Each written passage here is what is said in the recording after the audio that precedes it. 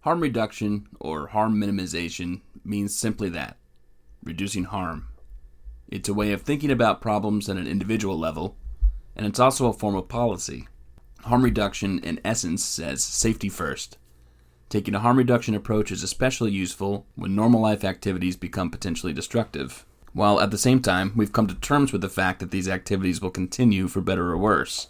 I work in the addiction field, so usually when I talk about harm reduction, it has to do with people who have a relationship with drugs or alcohol or some other involvement that is overall destructive. I'll talk about that in just a minute. Let me pull back and talk about a more generally relatable example. Driving. The invention of the car and freedom to drive cars is a boon for people and societies around the world. We all either drive a car on a regular basis or we know somebody who does, and doing so is life-enhancing. Without our cars, we would have less freedom. Unfortunately, all this freedom comes with a cost. According to the National Highway Traffic and Safety Administration, every 12.5 minutes, someone dies in a car accident. Every 9 seconds, someone is injured. A frightening statistic. Of course, doing nothing about this problem would be unwise and unethical. So we could start with nobody ever driving cars again. But nobody believes that's realistic. Can you imagine a policy that says we may no longer drive? It's possible that such an approach would even do more harm than it prevents. And that's why we wear seatbelts. Since 1966, all American cars have to have seatbelts in the car. And now there's some form of mandatory seatbelt wearing policy in most first world countries. Here's a note on seatbelts, again from the National Highway Traffic and Safety Administration. 3 of 5 people killed in car accidents could survive if they were wearing a seatbelt. And seatbelts have saved an estimated 9,500 lives in the U.S. each year. So seatbelts reduce harm associated with driving. That means that wearing a seatbelt is harm reduction. And it means that laws requiring that drivers wear seatbelts are harm reduction policies.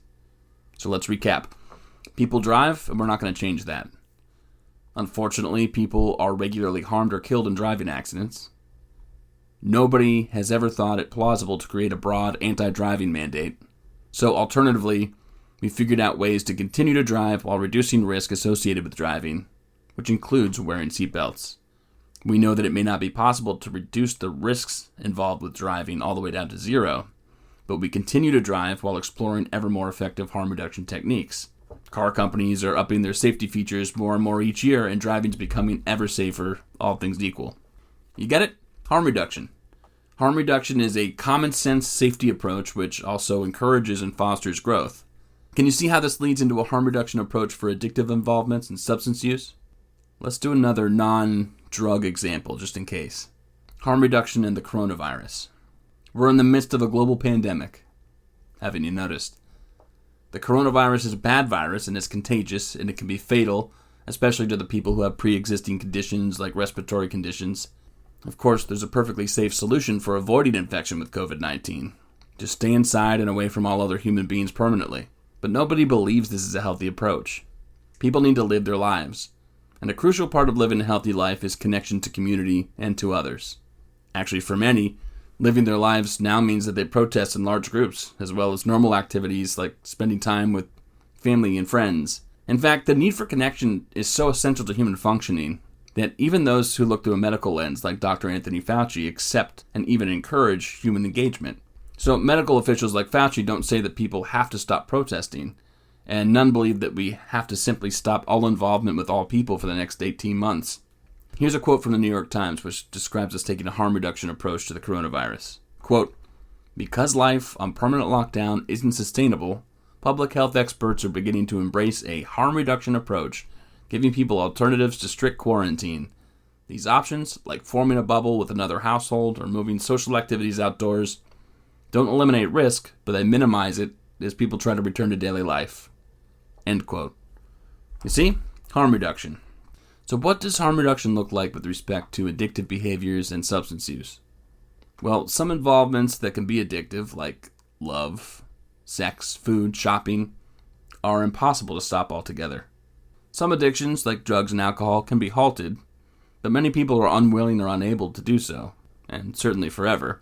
So proceeding in these addictive behaviors with as little harm as possible is actually the original source of the term harm reduction. What does harm reduction look like in these cases? Well, Let's first talk about harm reduction for alcohol, both at the level of the individual and at the level of policy. With love, sex, and food and shopping addictions, the goal is to avoid compulsive and uncontrolled behavior. Eat only at specific times, like meals. Shop only within a specific budget. With relationships, try to avoid pitfalls of excess that have previously harmed you. For example, limit interactions to weekends, or rule out certain settings for interacting, like at bars. Avoid types of people or relationships that have been dead ends for you in the past. Drugs and alcohol are notorious for people chasing the dragon. That is, losing track of consumption and simply going all out no matter what they previously promised themselves. But it doesn't have to be that way. You can impose the same types of limits in terms of amount, time, and place for consumption, as I just mentioned for love, sex, and for shopping.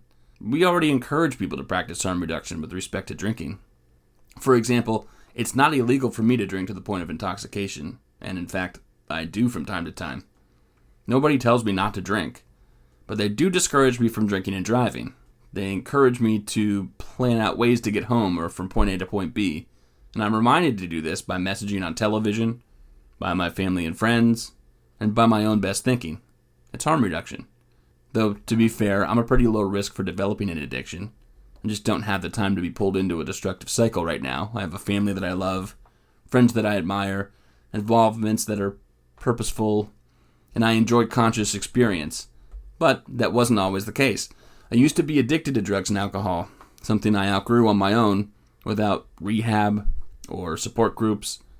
This process of recovering on one's own is called natural recovery.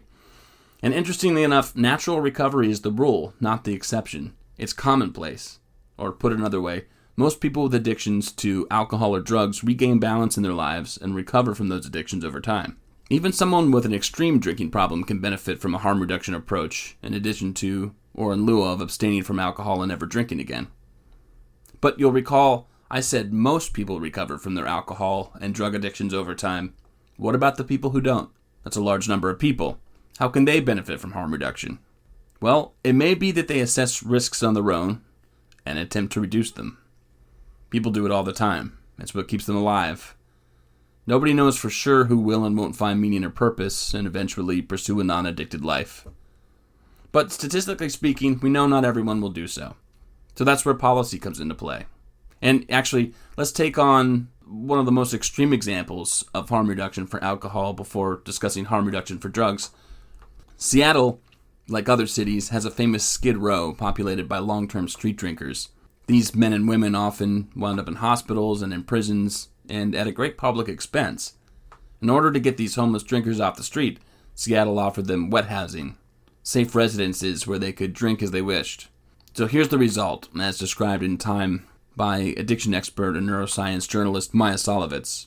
Quote, "The homeless residents in the study cut the number of drinks they consumed daily by 40% over the course of 2 years in a home that did not require abstinence.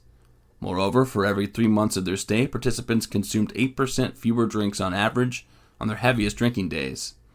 The occurrence of delirium tremens, or DTs, potentially life-threatening withdrawal symptoms, also declined by more than half, with 65% of residents reporting suffering DTs in the month before being housed, compared with just 23% in the month afterward."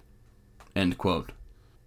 Curtailing people's worst addictive excesses, for example, how much they drink at their highest consumption moments, is harm reduction.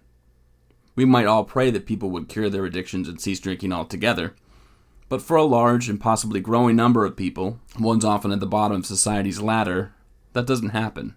And these are human beings who are capable of living better and feeling better about themselves, as described in interviews with residents and staff.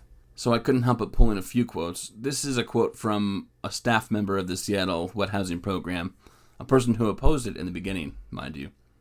Quote, "I'd like to see our residents never drink again. I would like to see abstinence, but that's an unrealistic hope for our population. That's an option that will only do more harm than good. So you want them to have the liberty to drink, but not hurt themselves or anyone else."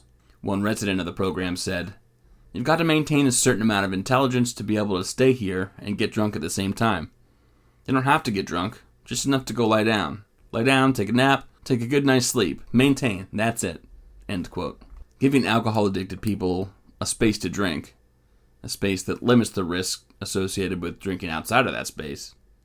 That's harm reduction. It might not feel cozy to do, but as a society we can do no less. Evidence like this provided by people who are among the clearest examples of addiction makes us aware that addicted people are human beings operating under value systems that they struggle to realize.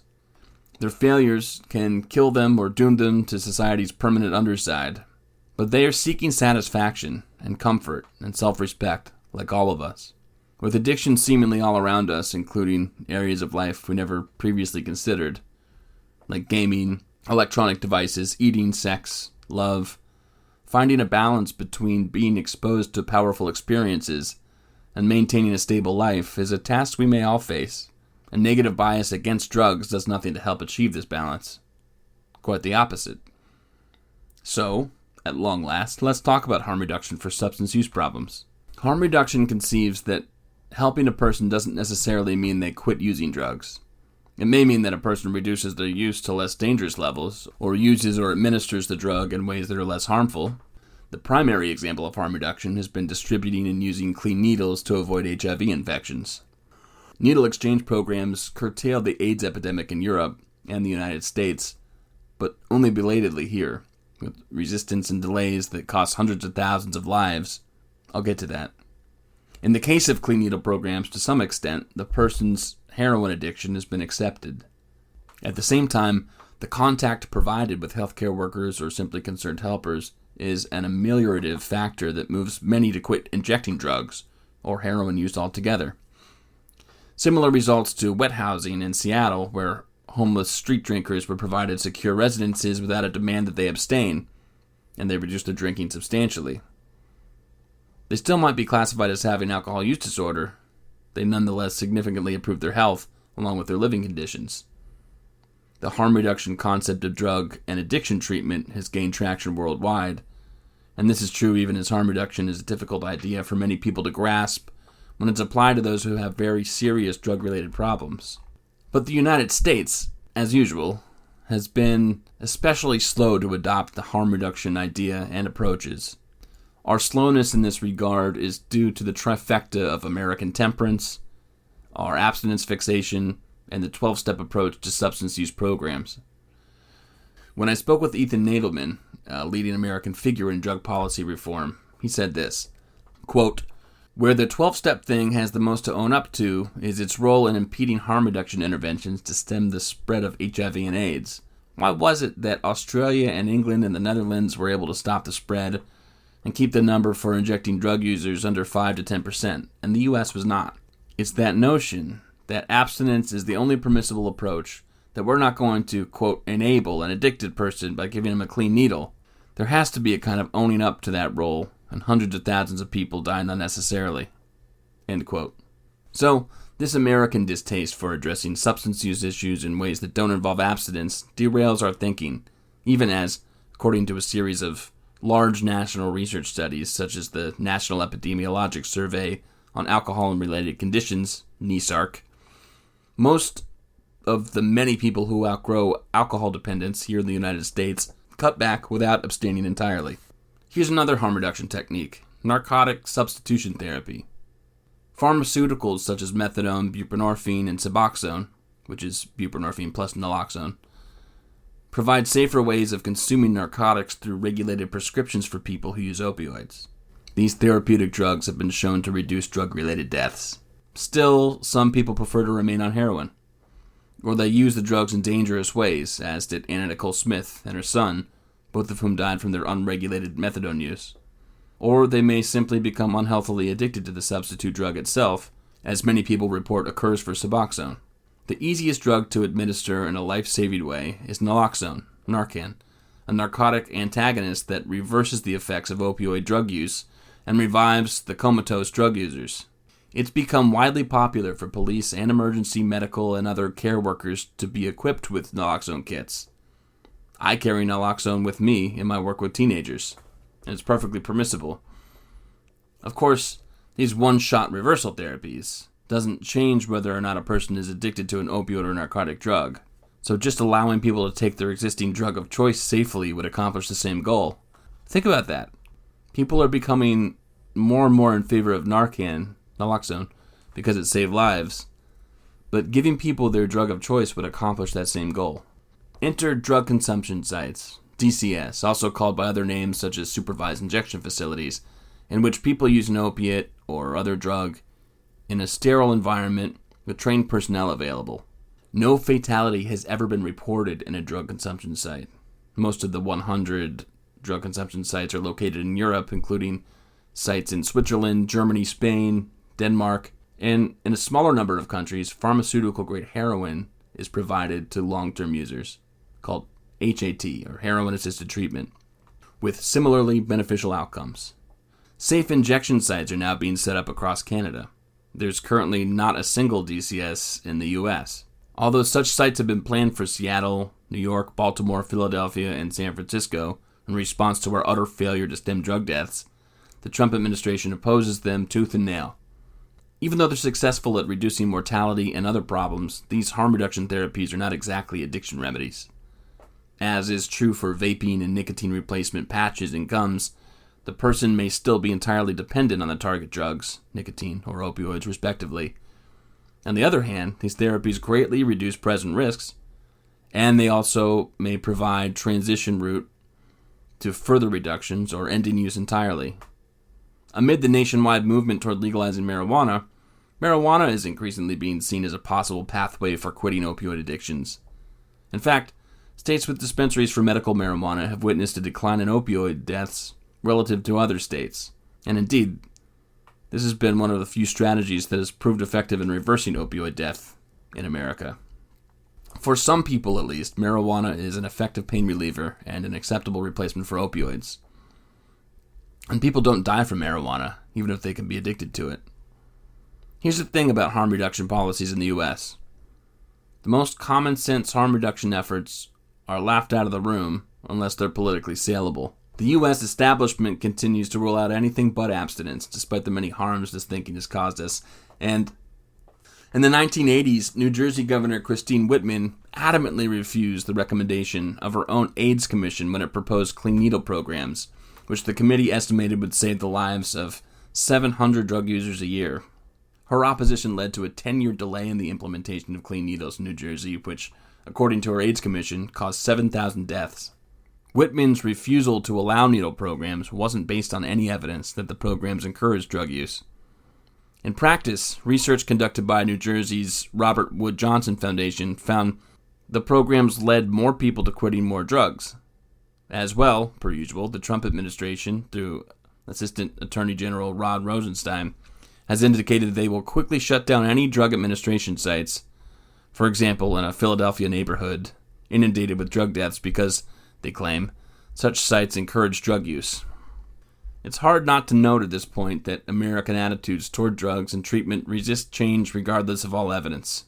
When people are encouraged to use drugs in healthier or less harmful ways, they more often quit altogether.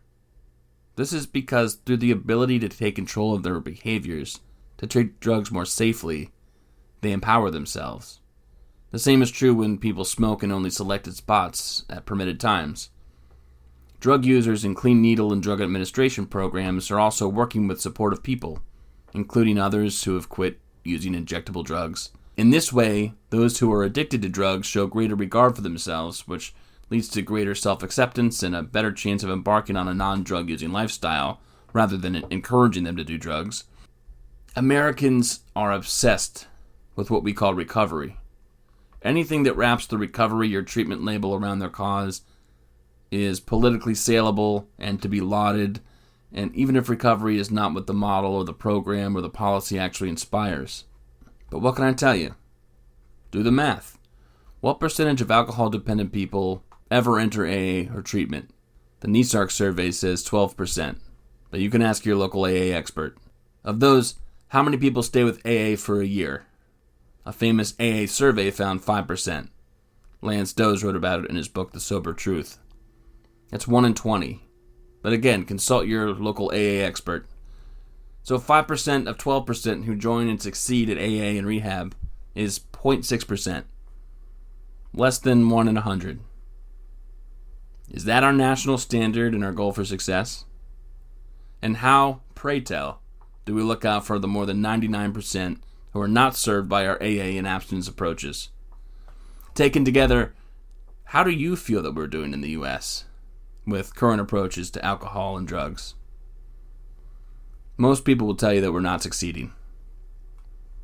They may say that the answer to that is more recovery programs, more tough love, or more just say no campaigns. You can remind those people that we've been doing this for decades, and our drug death crisis continues to rise unabated. Harm reduction is the logical first pass at dealing with any potentially harmful involvement, be it drinking, drugs, sex, gambling, gaming, pornography, technology, food, driving a car, riding a bike. And there's a saying among harm reduction practitioners, you can't help anybody who's not alive. But harm reduction is actually more than that. When people's habits and routines and lifestyles are honored non-judgmentally, while at the same time they're encouraged and helped to take better care of themselves, yeah, that will save lives, but they'll also tend to take you up on that offer to take care of themselves. So think about the ways in which you can reduce harm among the people in your own circle of influence, your family, your friends, in the community, at a policy level. And you may find, as I have, that harm reduction played out and actualized in the real world means even more than only keeping people alive. It means offering a sense of connection and thereby offering people a chance at living their best lives.